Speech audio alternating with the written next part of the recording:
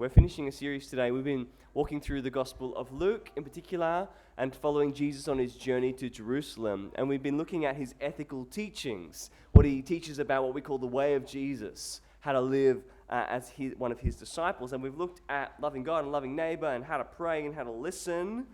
And this is the last one we're going to look at before we look at a slightly different set of stories leading up and through Lent. But this last week, Jesus narrows in on the topic of wealth really interestingly. And not in a really hard way, but in a way that really speaks to our anxieties and insecurities actually when it comes to how much money we have and whether we have enough to live on or not. Which is such an interesting thing for us to talk about when we're in such a cost of living crisis in Australia. I know this has kind of peaked in the middle of last year, but we're still really feeling the effects of that, even though the rate cut has come, etc. And Monash Uni last year, when things were really difficult, just painted a model of how complex a problem cost of living pressure is.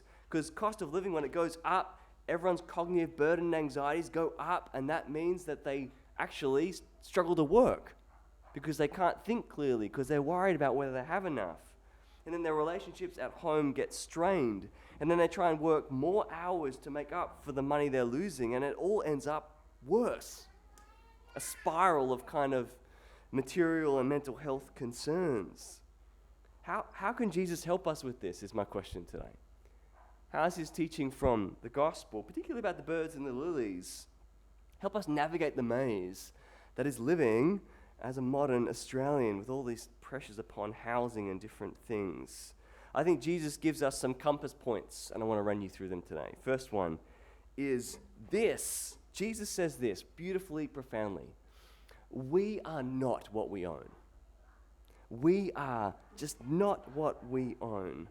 Jesus is approached in the crowd, as he often is, and is asked a question. But this is more of a command. Someone comes to Jesus and asks him, "You've got to help me with my brother.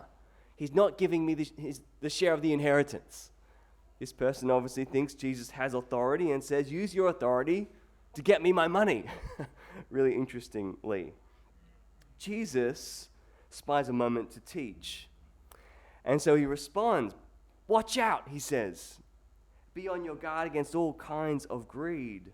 Life does not consist in the abundance of possessions." I love that.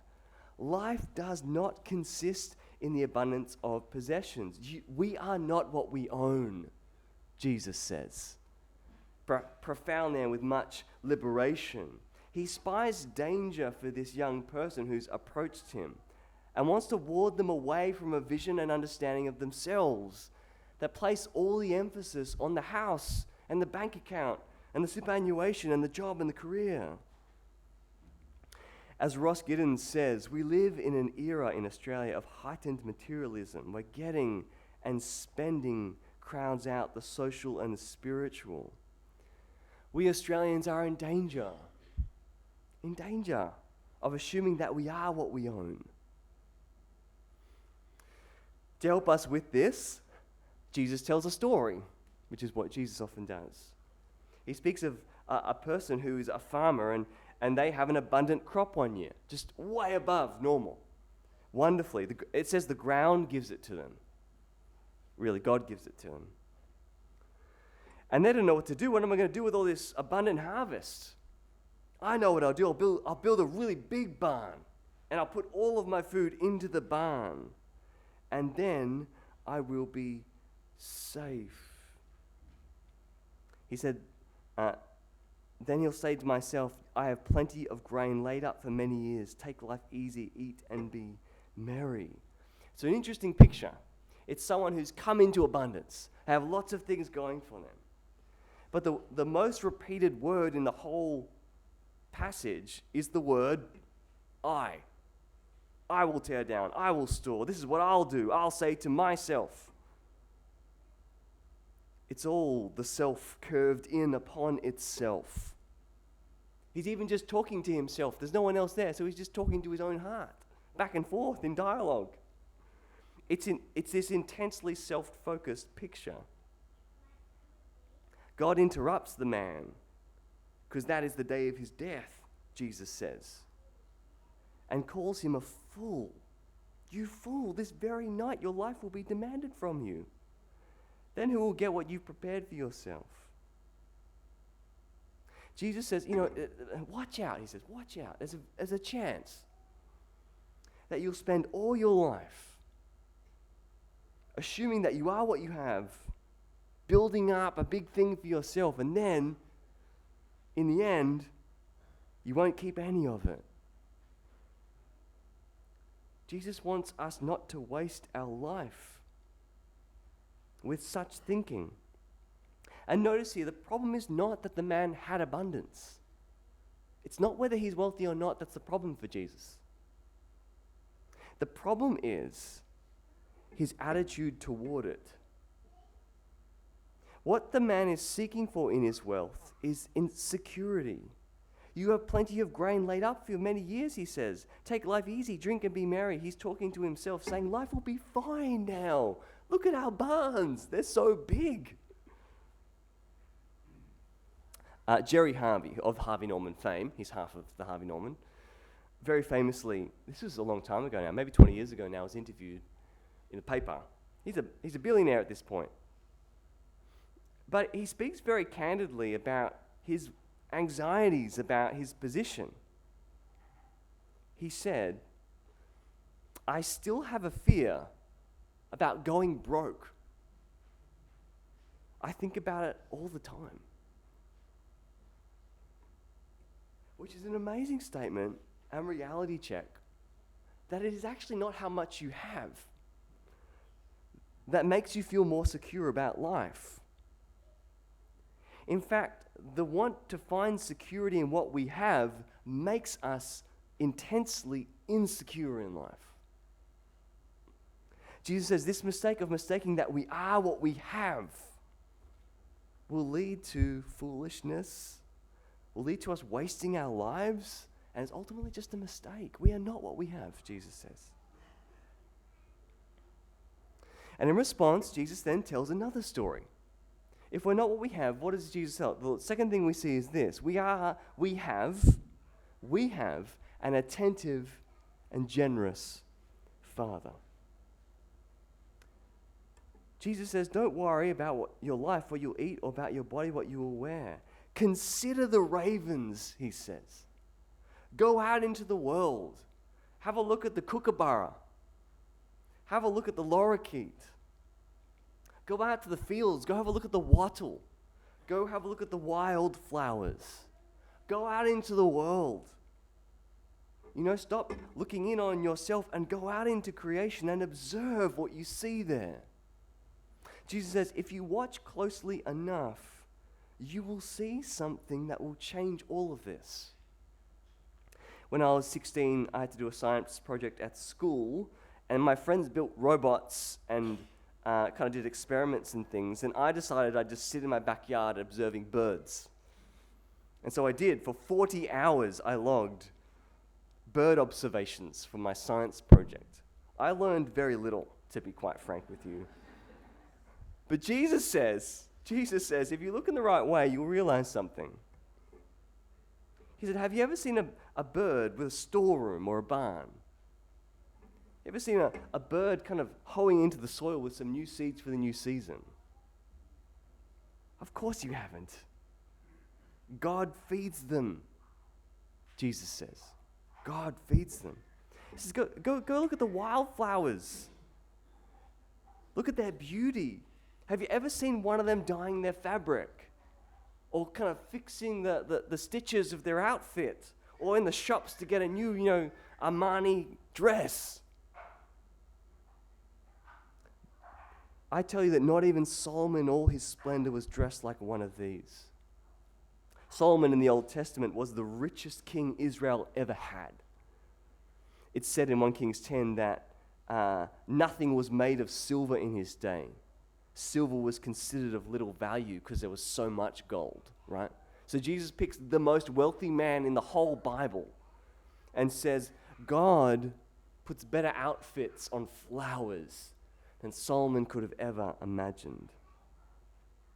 If God clothes flowers that last a day, how much more will he clothe you? You see, Jesus is saying, well, if birds and flowers get the attention of a Father in heaven, how much more the creatures who are called his children? How much more valuable are you than birds, Jesus says? How much more will he clothe you if he clothes them? If we walk out into this big, wide, beautiful world, we realize we have a God, a Father, who knows what we need and will look after us. Our confidence in this is being drawn away from what we have into the one who gives it to us. The man in the story before didn't realize that his crop came from a generous and attentive Father. His confidence didn't need to be in the crop. His confidence needed to be in the Father. Martin Luther, when unpacking the creed we read earlier in Anne's baptism, spoke of the idea of God being our Father in this way. I believe that God has made me and all creatures. He's given me my body and soul and eyes and ears and my limbs, my reason, my senses, and he preserves them. In addition, clothing, shoes, meat, drink, house and homestead, wife and children, fields and cattle, all my goods. He provides richly and daily with everything. He protects me, and all out of pure, fatherly, divine goodness and mercy, without any merit or worthiness in me. You see, you can live in the world of your bank account, or you can live in the world of your Father. Jesus says, live in the world of your Father. You have an attentive and generous Father. Live in his view. Go outside. Look at the birds, look at the sky, look at the ocean until your heart realizes it. And so thirdly, what do we do with this? Well, we are to notice what consumes our focus. That's really what Jesus is after in this piece of teaching. He's not saying you never need to think about what you're going to eat for dinner, or you're never going to have to think about your clothes. He's not saying that. What he's concerned for is our hearts being overly laden with anxiety about these things. He says, do not set your hearts on what you will eat or drink. Don't worry about them. Do not set your heart on your barns. Do not set your heart on your need for these things. He says later, who by worrying has ever even added an hour to their life? Jesus' concern is that if you're overly anxious about something big in your life, it consumes all of your focus. That's what happened to the man with the barns. He was totally focused on what he needed for the future, to the exclusion of everything else, every other person, every other thing. Such excessive anxiety and concern ruins our life. It sucks up all of our bandwidth. That's what the research from Monash University was showing, actually. That the cost of living pressure, the biggest impact upon us, is actually that we're just so anxious about how we'll get our next thing that we can't think clearly to do anything else. Jesus says, seek first the kingdom of heaven, and all these things will be given to you as well.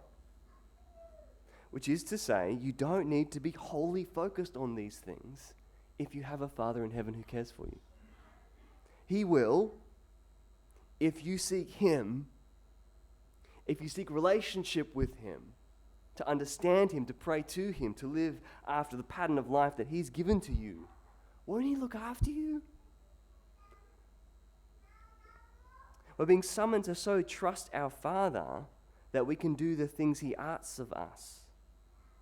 Jesus is trying to free up the bandwidth of our life to live better, because we're not consumed by the anxiety of daily things. Our Father will look after us.